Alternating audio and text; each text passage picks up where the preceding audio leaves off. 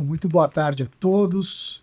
É com muita satisfação que damos início aqui ao programa Falando de Empresas, o novo podcast do FONAGEM, Fórum Nacional de Juízes Empresariais. E nada mais correto do que nesse primeiro programa nós termos aqui a honra da presença do ministro João Otávio de Noronha, que já foi presidente do STJ, ministro do STJ lá, quarta turma, segunda sessão de Direito Privado. O ministro Noronha dispensa apresentações, ele é o presidente de honra do Fórum Nacional de Juízes Empresariais.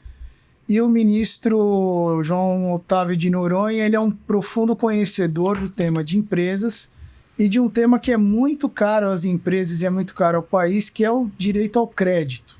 Então nós vamos bater aqui um papo, saber aí a visão do ministro, questões ali, não de futurologia, mas ter uma perspectiva a respeito do financiamento das empresas em recuperação judicial, tema que foi inserido pela Lei 14.112 de 2020 para ser incorporada na Lei 11.101, que é a Lei de Insolvência das Empresas. Então, até aqui ao meu lado também, eu tenho o desembargador Sérgio Ricardo de Souza, desembargador Tribunal do Espírito Santo, querido amigo, também foi conselheiro do Conselho Nacional do Ministério Público. Ali ao lado, o desembargador Marcelo Vieira de Campos, do Tribunal Regional Federal da Terceira Região, que foi integrante do FONAREF, né, uma participação muito marcante, e também foi secretário da Reforma do Judiciário. E ali ao lado do ministro nós temos o Dr. Luiz Cláudio Montoro Mendes, que é presidente do IRB, um Instituto Recupera Brasil, destinado ali ao fomento acadêmico de assuntos relacionados à empresa em dificuldade, apoiador do FONAGEM. Também o Dr. Luiz Cláudio, professor do INSPER por mais de 20 anos. Ministro, muito obrigado. É uma honra poder contar com a sua presença, sua gentileza, sua generosidade conosco. O FONAGEM, ele é um grupo de mais de 190 juízes hoje. O interesse do FONAGEM é justamente ter um canal para os juízes se sentirem à vontade em trocar ideias e poderem ter aquele aprimoramento previsto ali no Código de Ética da Magistratura, para nós podermos ali cada vez mais aplicar melhor o direito empresarial, sobretudo no direito de insolvência. Muito obrigado, ministro. Não há o que agradecer, o prazer é meu de estar com essa equipe aqui de juízes competentes, de pessoas interessadas na recuperação de empresa como meio de propiciar desenvolvimento ao país. Portanto, o prazer é meu e me sinto muito honrado pelo convite que recebi do FONAGEM. Muito obrigado, ministro. A primeira pergunta que eu gostaria de falar para o senhor é uma coisa bem da origem do Instituto do Financiamento da Empresa em Recuperação, né? Como é que o senhor... Esse financiamento ele foi inserido só em 2020 aqui no Brasil. Mas é o que consta ali nas minhas pesquisas, o senhor também já defendia muito essa questão do financiamento. Queria que o senhor dissesse um pouquinho disso e a importância dessa inserção hoje em dia na legislação brasileira. Por favor. Primeira coisa, as empresas entram em recuperação porque têm dificuldade, muitas vezes não econômica, mas dificuldade de liquidez. A crise é financeira. E se a crise é financeira, significa que o seu fluxo de caixa está comprometido. Ela não dispõe de recursos para tocar o empreendimento. E nós temos empresa que tem excelente planta industrial, nós temos empresa que tem uma atividade de larga aplicação na economia e, no entanto, não consegue mais produzir por falta de capital. E eu pergunto, quem vai emprestar dinheiro para uma empresa em dificuldade financeira que já está submetida a um procedimento judicial de recuperação se não tem garantias desse recebimento? Isso me parece preocupante. Ninguém vai colocar dinheiro em uma empresa que teria dificuldade em retornar ao investidor. Bom, mas imagine aquela ótima empresa que passou por uma crise não por culpa até da sua gestão, mas das circunstâncias de mercado. É mercado que abre, como aconteceu no governo Collor. O governo abriu, quebrou uma série de indústrias de calçado no Rio Grande do Sul, sem que os produtores de calçado nada pudessem fazer. mas tínhamos empresas com plantas excelentes e que, se obtivesse recursos para continuar, teriam competitividade. É isso que nós precisamos entender. A recuperação de empresa tem um propósito: manter a empresa viva, produzindo, recolhendo tributos, dando emprego. Para isso, ela precisa de financiamento, muitas vezes. Não é simplesmente a convolução de empréstimo em capital que nós vamos recuperar a empresa. Porque, mesmo que todos convertam, às vezes, em participação, falta dinheiro para produzir, para continuar o fluxo de produção, para manter o fluxo de caixa. Daí a importância de financiamento. Mas só pode financiar aquele que não comete gestão temerária, porque quem empresta tem responsabilidade. Se for um banco, tem responsabilidade com os seus depositantes. Se for empresas, fundos, igualmente. E se for particular, ele também tem interesse no seu retorno e, logicamente, quando nós falamos em financiamento de empresa, é difícil encontrar um único cidadão para bancar. Costuma-se utilizar fundos. Daí, era necessário a criação de instrumentos jurídicos com a aptidão de proteger esses investimentos. Ao mesmo tempo que propiciar esses multos ou esses empréstimos às empresas vai propiciar a continuidade da atividade econômica, precisava e se fez agora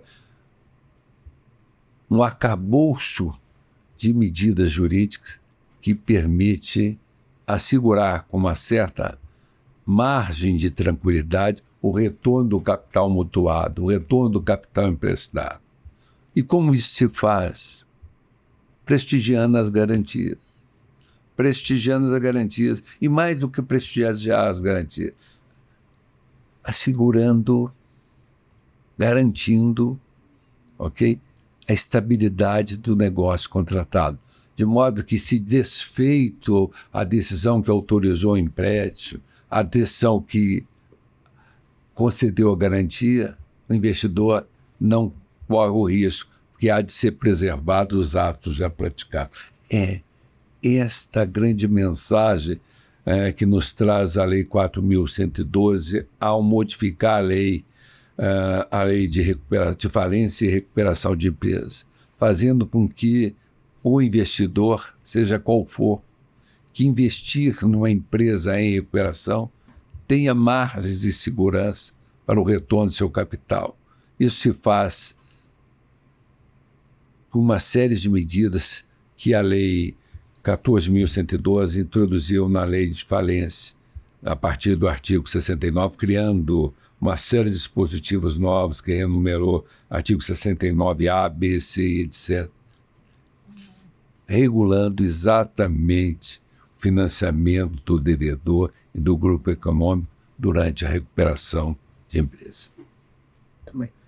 Até nessa linha, obviamente, tenho como premissa aqui o papel constitucional do STJ, que é a uniformização da interpretação da lei federal no país.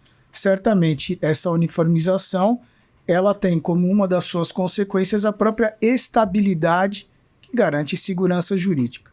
Agora, o senhor trouxe aí essa questão da inalterabilidade daquilo que já foi feito para a preservação da garantia daquele dinheiro que foi dado. Como é que o senhor vê a importância, então, do STJ à medida que esse assunto ele avança para que a gente possa ter uma melhor depuração da jurisprudência, garantindo, de um lado, o direito do financiamento, mas também a preservação das garantias? Primeiro, nós precisamos ter que o papel do STJ é mais do que estipar as divergências entre os tribunais. É garantir a inteireza do direito federal infraconstitucional. Para isso, ora ele atua unificando jurisprudência, ora ele dando a última interpretação numa lei federal. E, às vezes, ele dá a última sem que haja divergência ainda. Ele pronuncia. E, ao pronunciar, ele anuncia para a sociedade, para a comunidade jurídica, como aquele dispositivo legal haverá de ser interpretado. E esse é um papel muito relevante do STJ, que é uma corte de natureza excepcional, que julga recurso de natureza excepcional, uma corte superior, um papel de resguardar, sobretudo, a inteireza do direito federal infraconstitucional. Em outras palavras, em palavras mais singelas, o STJ é o grande guardião da ordem jurídica infraconstitucional. E, como guardião, ele dá a última interpretação da lei, é a interpretação que há de prevalecer nos tribunais, gera um precedente a ser observado, já que é a última palavra, foi criado para dar a interpretação da lei federal. E com essa última palavra, com essa interpretação, ele baliza o comportamento dos cidadãos. Ele traça verdadeiras normas de comportamento aos jurisdicionados e aos juízes ao aplicarem a lei. Por isso, é importante que o STJ aprecie essas questões do chamado Deep Finance, que é financiamento concedido ao devedor em recuperação de empresa. Deep Finance quer dizer débito em processo. Quer dizer, crédito que se concede a uma empresa que está residindo em juízo num processo de recuperação.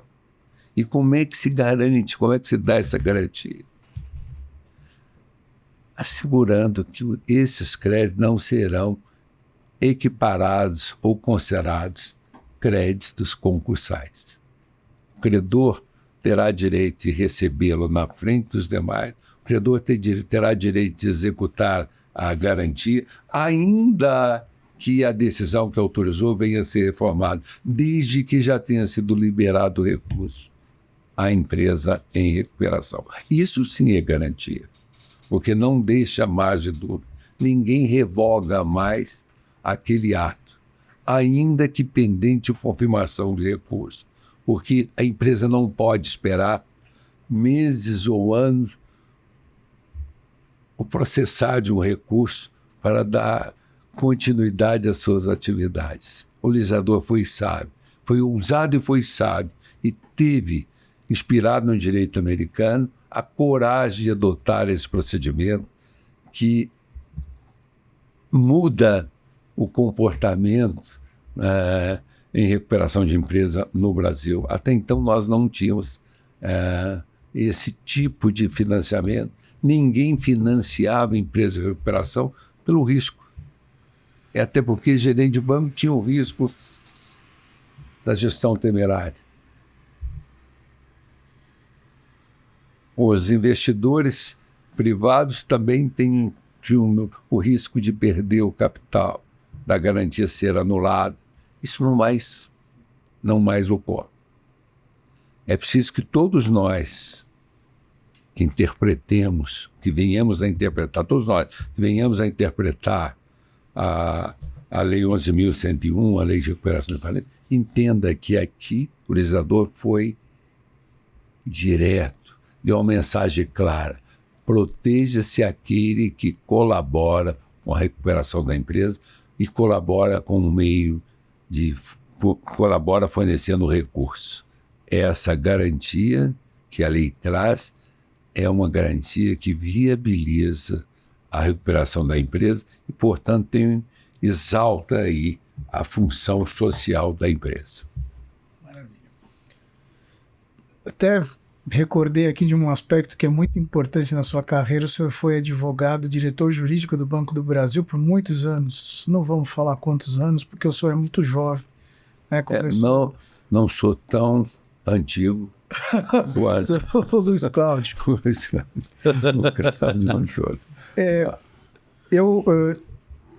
Eu judiquei na primeira vara de falência e recuperações judiciais por mais de 8 anos.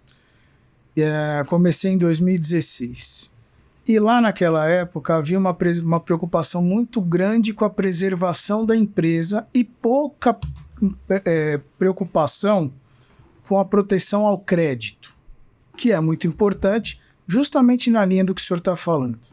E aí, à medida que o tempo passou, nós temos visto que o STJ ele já tem dado muito mais atenção a essa questão do crédito, em algumas situações, a gente vê a questão do crédito tributário, da alienação fiduciária.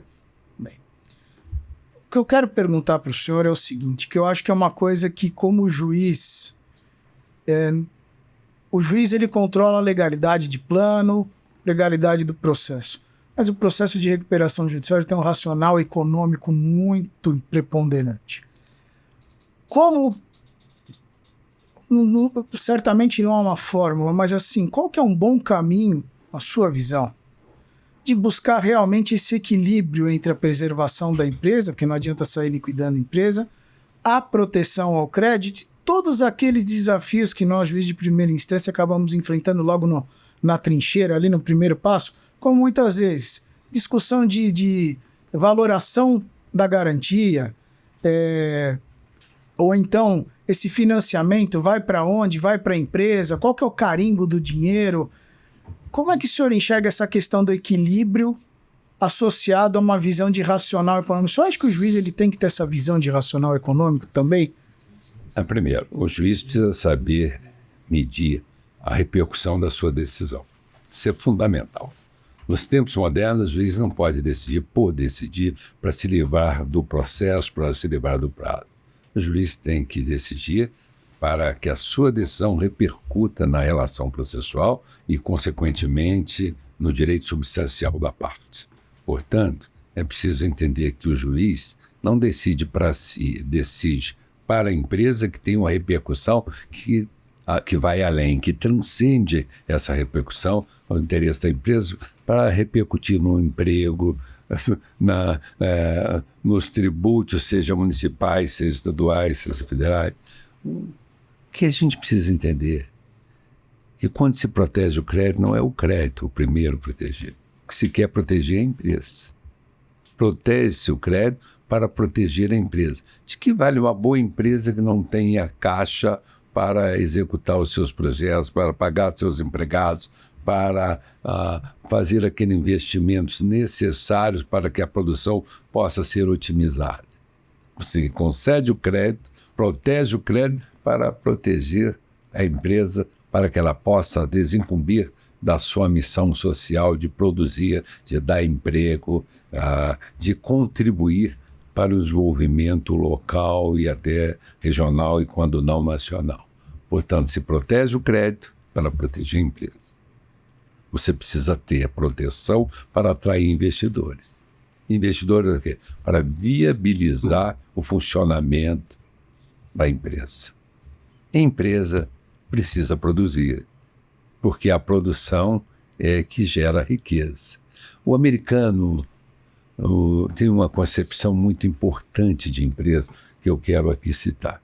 Eu, visitando e conhecendo o sistema jurídico americano, nos Estados Unidos, e perguntei a um juiz de empresa na Geórgia, aí,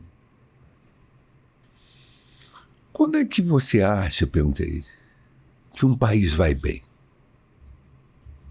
Ele não titubeou, rapidamente respondeu: um país vai bem e só vai bem quando as suas empresas vão bem. Porque a empresa é a fonte da riqueza que gera o desenvolvimento, que gera emprego, que gera tributo, que permite o Estado investir em obras públicas, em saúde, em educação. Portanto, a saúde da empresa repercute na saúde da economia nacional. Por isso é importante entender que o interesse da empresa transcende o interesse do empresário.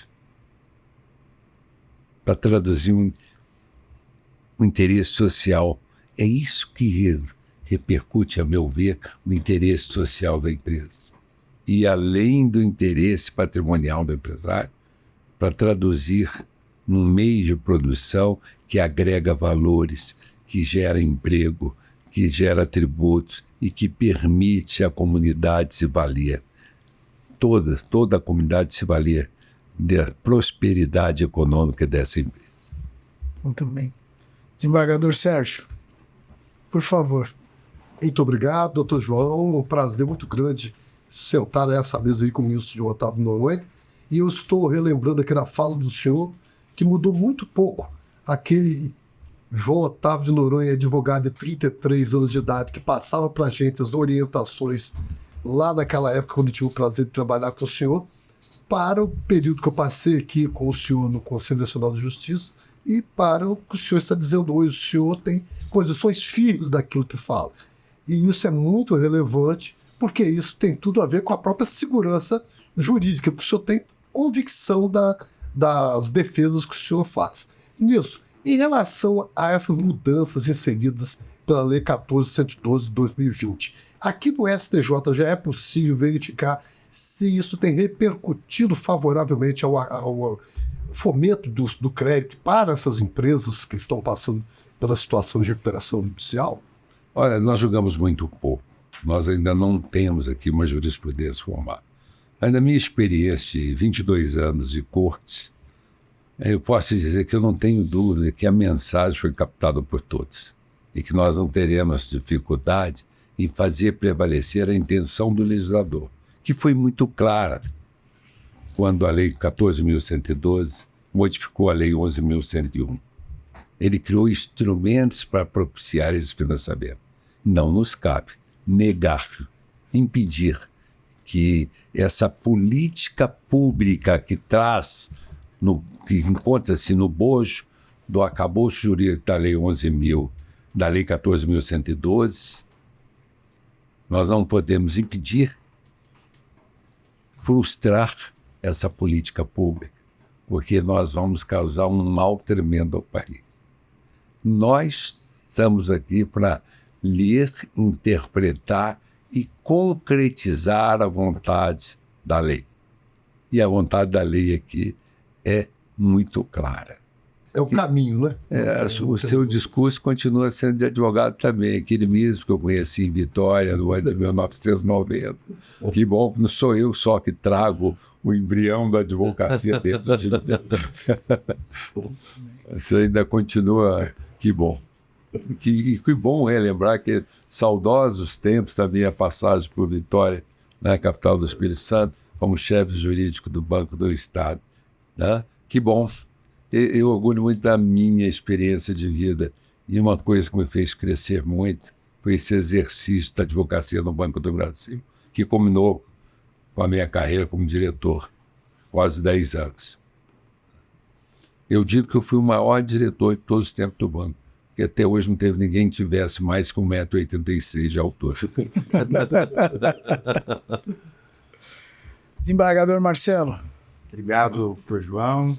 Prazer, ministro João Otávio Noronha, estar aqui com Vossa Excelência, com os eminentes colegas, amigos, fraternos.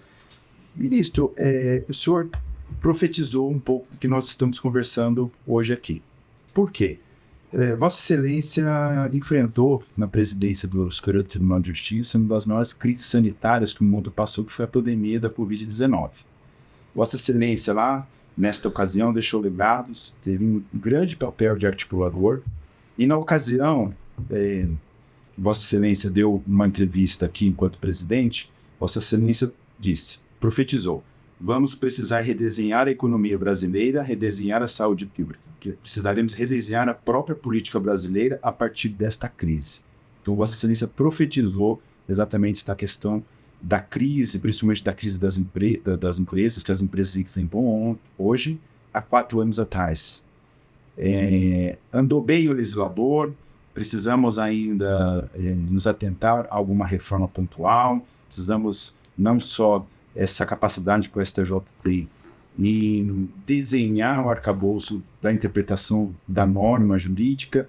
O que o senhor acha que daqui para frente seria necessário todos os atores do sistema de justiça, os poderes constituídos da República, fazer para a gente não passar por esta crise que o senhor profetizou há 4 anos atrás? Eu penso que a economia até reagiu bem. Penso que reagiu bem. Se você olhar, nós tivemos muita falência de pequena empresa, mas as grandes empresas conseguiram recuperar em médias, que o mais importante são as médias empresas, que dão um número de emprego muito grande. E muitas pequenas também conseguiram se recuperar, embora algumas faliram, e até faliram por falta de capital, por falta de oxigenação do fluxo, tá? de caixa. Faltou recurso. Então não tiveram como produzir. Mas isso são crises que ocorreram em todos os países. E aqui eu dizia que a gente ia redesenhar. E está se redesenhando uma outra política em matéria de empresa, que é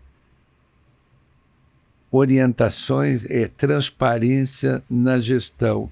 Ou seja, transparência tem relação com a governança. A governança corporativa tem sofrido uma pressão muito grande da sociedade, dos investidores, para que ela se dê como um instrumento de transparência da gestão. E isso é muito salutar. Dr. Luiz Cláudio, suas considerações, por favor.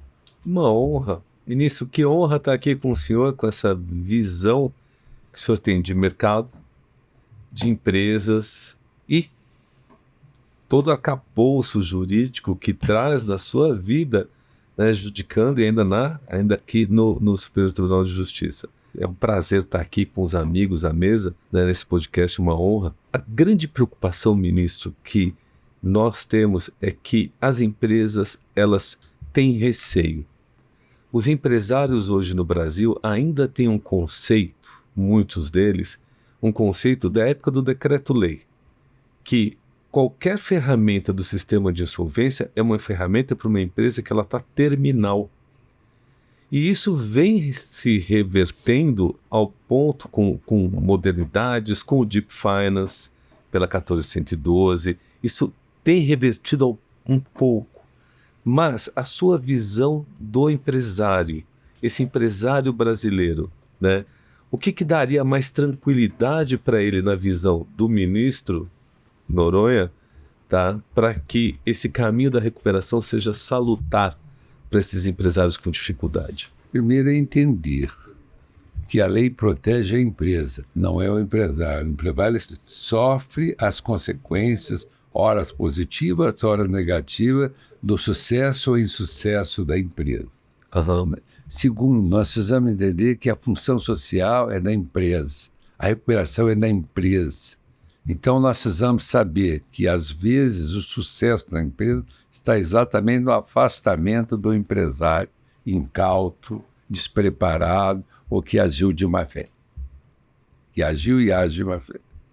Eu acho que nós precisamos separar empresário de empresa. Se o empresário é bom e não foi a razão do insucesso da empresa, que continue. Mas se o empresário é ruim, se ele age de má fé, se ele não tem compromisso com a empresa, com os acionistas da empresa, esse empresário precisa ser afastado para que a empresa possa cumprir o seu papel social, o seu papel de gerar riqueza, de dar emprego, que eu tenho exaltado muito aqui. Primeira coisa que nós precisamos entender é distinguir empresa de empresário. Recupera a empresa e não o empresário. Bom que o empresário tenha compromisso e possa ficar. Ruim, manter o empresário que não tem compromisso e que usa dos instrumentos da insolvência, ou melhor, dos procedimentos concursais para tentar ludibriar credores ou se enriquecer isso também. Isso merece toda a censura do judiciário, merece uma atitude muito positiva do juiz, sobretudo de primeiro grau, no processamento. Eu digo sempre, às vezes, e nós precisamos começar a entender isso, o sucesso da empresa está no afastamento do empresário. E é muito importante, porque quando se erra na mão, você cria uma crise. O Brasil não tem uma grande construtora mais. Que a Lava Jato, não estou criticando se é bom ou se é bem feito, apenas um erro. Se tem culpa, não tem, se houve outro, isso não é que tem discussão. Mas que houve um erro em se atuar, inibindo o funcionamento das empresas, houve. Todas quebradas, todas afastadas, e o Brasil hoje não tem uma grande construtora. Para fazer as obras relevantes, estão vindo empresas estrangeiras, o que é ruim. Bem, muito obrigado, Denise. Ministro, então, caminhando aqui para o final, pedir, por para o senhor dar uma palavra para os juízes do FONAGEM. Palavra, o que o senhor quiser dizer a respeito dessa questão empresarial, do financiamento de empresa, ou da necessidade dos juízes cada vez manterem ali a sua obrigação de aprimoramento dentro daquela linha que o senhor falou, da consequência das nossas decisões. O senhor está com a palavra, por favor. Bom, primeiro, o principal ator, a meu sentir, da recuperação de empresa é o juiz de primeiro grau. Ele que está perto, ele que nomeia o administrador, ele está perto da comunidade, ele sente toda a consequência da sua decisão, ele vê repercutir. Portanto, é um ator principal, fundamental para o sucesso. Não é o desembargador e muito menos o ministro que dista quilômetros da empresa, mas aquele que está ali.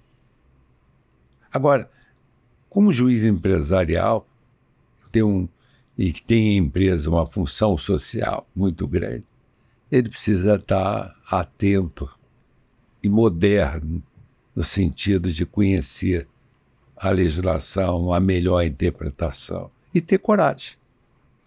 Juiz que não tem coragem faz um mal. Pior que não decidir é decidir errado, muitos falam. Só é pior que decidir errado, é decidir errado com má fé. Mas se decidir errado sem má fé, permite ao tribunal depois consertar. Mas é preciso entender que não deve errar. Deve-se errar o mínimo possível, porque processo é algo que gasta tempo. E o tempo é fundamental para a recuperação das empresas.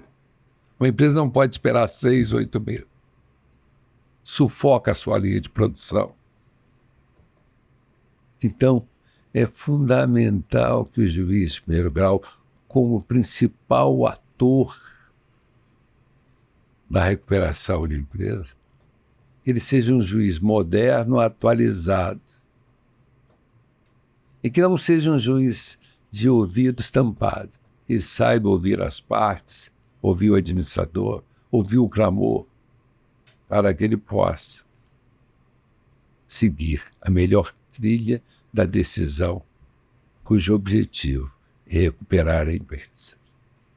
Essa é a minha expectativa. Eu tributo ao juiz de primeiro grau o papel mais importante na recuperação da empresa. Ministro, muito obrigado. Seu tempo é valiosíssimo, preciosíssimo e certamente todos os colegas do FONAGEM e todas aquelas outras pessoas que ouvirem o podcast vão ficar muito agraciadas com as suas palavras. Muito obrigado mais uma vez, desembargador Sérgio Ricardo, desembargador Marcelo Vieira, doutor Luiz Cláudio. Então, declaro encerrado aqui o nosso podcast, primeiro podcast do FONAGEM, e que muitos outros venham para o aprimoramento dos nossos colegas juízes e juízas aí empresariais do Brasil. Muito obrigado. Prazer foi meu.